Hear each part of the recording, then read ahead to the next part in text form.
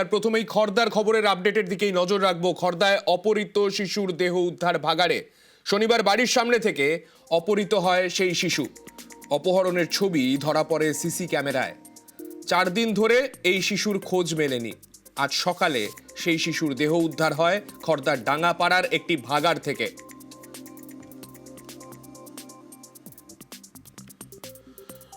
অপহরণের সময়কার সেই সিসি ক্যামেরা ফুটেজ দেখতে পাচ্ছেন আপনারা।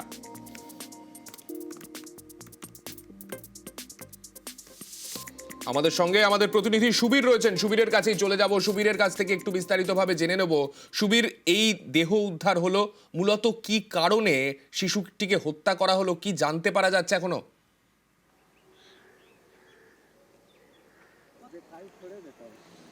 দেখো, তোমাকে জানিয়ে রাখি, আমি এই মুহূর্তে যেখানে দাঁড়িয়ে রয়েছি এটাই সেই জায়গা, ভাগার সেই জঙ্গল। আমি তোমাকে দেখাবো এই যে জায়গা, অর্থাৎ এই জায়গায় এই জঙ্গলের ঝোপের ভেতরেই কিন্তু অভয় কুমার দাস, যে 10 বছরের নাবালক, তাকে কিন্তু ফেলে রেখেছিল তার সৎ বাবা বিনোদ কুমার রায়।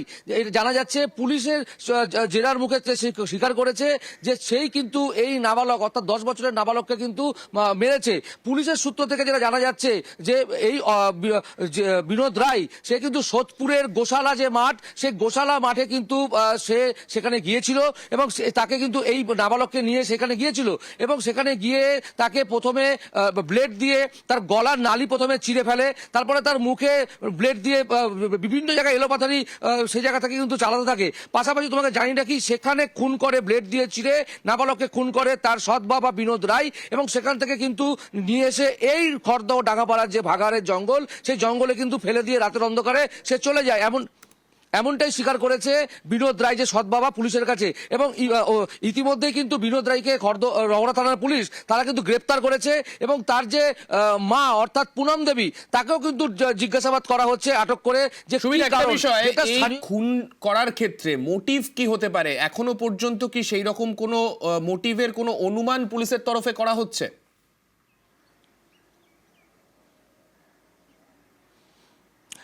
হ্যাঁ, স্থানীয় বাসিন্দাদের সাথে যে কথাবার্তা বলেছে পুলিশ, সেই জায়গা থেকেই পুলিশ কিন্তু তদন্ত চালিয়েছে এবং পুলিশের থেকে যেটা জানা যাচ্ছে যে এই যে পুনম দেবী, অর্থাৎ এই যে নাবালকের যে মা, এই তার সঙ্গে কিন্তু বিনোদ রায়ের কিন্তু একটা অবৈধ সম্পর্ক তৈরি হয়েছিল এবং তারপর থেকে কিন্তু বিনোদ কুমার রায়কে তার বাড়িতেই, ভাড়া বাড়িতে কিন্তু সে রাখতো এবং তারা কিন্তু একসাথেই কিন্তু। বেশ, আমরা সেই খবরের দিকে নজর রেখেছিলাম, যেটা সুবীরও বলছিল। স্থানীয়দের তরফে যে দাবি করা হচ্ছে, স্থানীয়রা ঠিক কি বলেছেন একবার শোনাবো। উনি নাকি কারোর সাথে প্রেম ভালোবাসা আছে, সেই স্বামীকে উনি আটকে রেখেছেন। ওনার বউ ছেলে মেয়ে আছে, তারা নাকি বলেছিল যে আমার স্বামীকে ছেড়ে দে, নাহলে আমি অন্য স্টেপ নেব। তার ফলে আমার মনে হচ্ছে ওই এতেই আর কি ওনারা সেই আক্রোশে এটাই করেছে। স্বামী থাকতে আবার তোমার এতই মারও হবে, মারও চাই। এটুকুনি ছোট্ট বাচ্চা তো কারোর ক্ষতি করেনি, কেন ওর ক্ষতিটা করলো? ওর আজকে ওর মায়ের জন্য, বাবার জন্য আজকে ও ছোট্ট বাচ্চাটা প্রাণ হারালো। আমরা চাই ওর শাস্তি হোক আর ওকে ফাঁসি দেওয়া হোক। ওদেরকে পুরো ফ্যামিলিটাই, ওরা একা নয়, ওরা পুরো ফ্যামিলি দায়ী আছে। ওখানে মাটি কাটছিলাম, আমি দেখলাম বডি, দেখলাম বাচ্চার বডি নাকি? বাচ্চা বডি। হ্যাঁ, মাটি কাটতে গিয়ে বডি পাওয়া গেল। বডি পাওয়া গেল। পুলিশ এসছে? পুলিশ এসেছিল। হ্যাঁ। কি মানে কোথায়, কি মাটি চাপা দেওয়া পড়েছিল নাকি? না না, ভিতরে ছিল। কিরকম বয়স? 2 হবে। জামা প্যান্ট পরা ছিল? না, দেখিনি ঠিক করে, অত বুঝতে পারিনি আমরা, শুনলাম হাফ পরানো ছিল। আচ্ছা, বডি নিয়ে গেছে? হ্যাঁ, নিয়ে গেছে, দেখলাম তো বডি নিয়ে যেতে। আচ্ছা, বা ছেলে ছিল নাকি এটা জানি না আমি।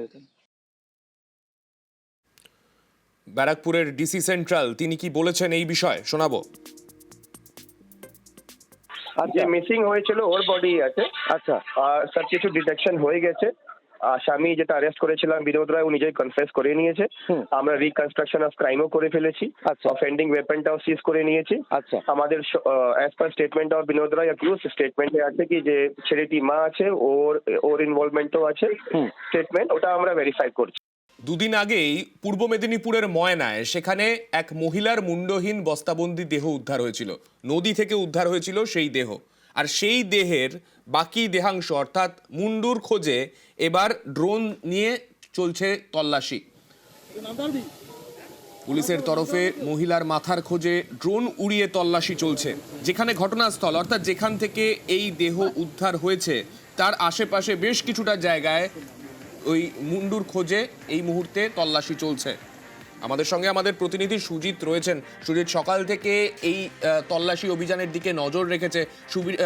আমাদের সুজিতের সঙ্গে কথা বলে একটু জানার চেষ্টা করব এই মুহূর্তের পরিস্থিতিটা ঠিক কিরকম। দেখো, এখনো পর্যন্ত মুন্ডু অর্থাৎ মাথা পাওয়া যাচ্ছে না।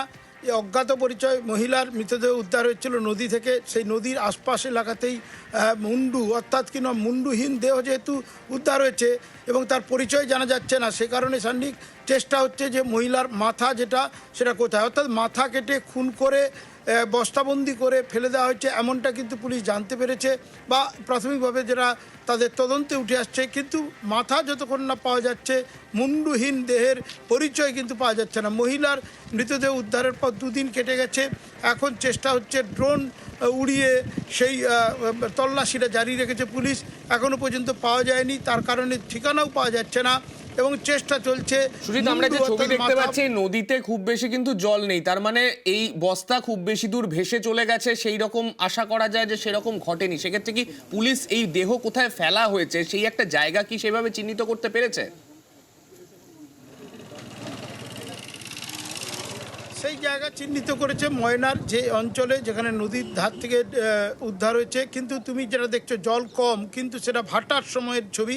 আবার জোয়ার যখন আসছে তখন কিন্তু জলটা ভরে উঠছে নদীতে, অর্থাৎ সেই ভরা জলে টানা হয়ে কত দূর এসেছে সে ব্যাপারে নিশ্চিত হতে না পারলেও তদন্ত কিন্তু জারি রেখেছে পুলিশ এবং পুলিশের তদন্তে ড্রোন যে সিস্টেম সেটা কিন্তু সাহায্য নেওয়া হচ্ছে। আশা করছেন যে কোনোভাবে মৃত মহিলার মাথা পাওয়া গেলেই তার ঠিকানা জানা যাবে। তাছাড়াও মুন্ডু না পেলেও সান্নিক চেষ্টা হচ্ছে কোনোভাবে ঠিকানা জানার চেষ্টা, যে নিখোঁজ মহিলার কোনো রকম কোনো অভিযোগ দায়ের হয়েছে কিনা কোথাও। সব থানাকে অ্যালার্ট করা হয়েছে, সব থানা থেকে রিপোর্ট নেওয়া হচ্ছে, কারণ এরকম একটি ঘটনা ময়নার মতো জায়গায় তা নিয়ে কিন্তু রীতিমতো বলা যায় যে চাঞ্চল্যের সৃষ্টি হয়েছে। তারপরে ঘটে গেছে প্রায় 2 দিন কেটে গেছে, মৎস্যজীবীদের জালে উঠেছে, সেই জালে ওঠা মৃতদেহ এবং তার মুন্ডুর খোঁজে এখন তল্লাশি চলছে ড্রোনের সাহায্য নিয়ে। ধন্যবাদ সুজিত। বাঘাযতীনের পর এবার কামারহাটিতে হেলে পড়ল বহুতল। নির্মীয়মান হেলা বহুতল সোজা করার চেষ্টা করছিলেন প্রমোটার। এর জেরে বাঘাযতীনের মতোই হতে পারত বিপত্তি, কিন্তু তা শেষমেশ হয়নি। কাজ আটকে দিয়েছে কামারহাটি পুরসভা।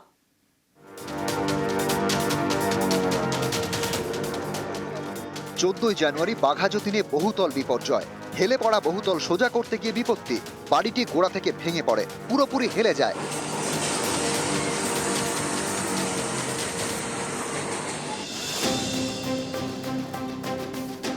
বাঘাযতীনের পর এবার বহুতল হেলে পড়ল কামারহাটিতে।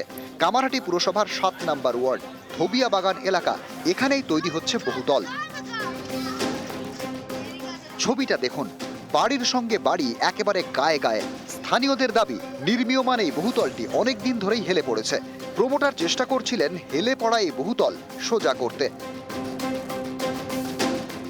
বাঘাযতীনে হেলে পড়া বহুতল সোজা করতে গিয়ে বিপত্তি, কিন্তু সেই ঘটনা থেকে শিক্ষা নেননি কামারহাটির এই বহুতলের প্রমোটার। তিনিও হেলা বাড়ি সোজা করার চেষ্টা করছিলেন। बिल्डिंग बना अभी 6 महीना नहीं हुआ, अभी इसको लगा करके सीधा कर रहा है, टेढ़ा कर रहा है वो लोग। आइए तो बगल में हम लोग रखते हैं, कब गिर जाएगा। हमारा बच्चों लोग स्कूल है बगल में, वो लोग पढ़ते हैं, कब किधर डर तो लगेगा ही लगेगा, कब उलट जाएगा कोई ठीक है। হেলা বাড়ি সোজা করার চেষ্টা হচ্ছে, এই খবর পেয়ে মঙ্গলবার তৎপর হয় কামারহাটি পুরসভা। বন্ধ করে দেয় বহুতলের যাবতীয় কাজ।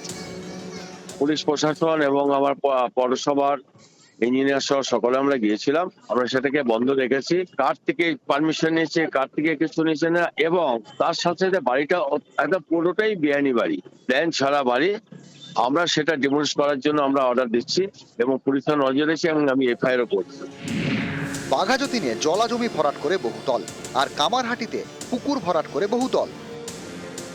একটু মানে হয়েছিল, ওই বিল্ডিংটা দেখা হয়েছিল, তারপরে ওইটা মানে ওকে লাগিয়ে আমি আর সিধা করছি কি যদি পৌরসভা বলবে পরে ভেঙে দিতে তাহলে আমরা বিল্ডিংটাই ভেঙে দেবো, কোনো আমাদের অসুবিধা নেই। আমরা জানলাম না ওইখানে বাড়ি ছিল, তো আমরা ভাবলাম ভালো জমি, ওটা আগেকার পুকুর ছিল ওইখানে।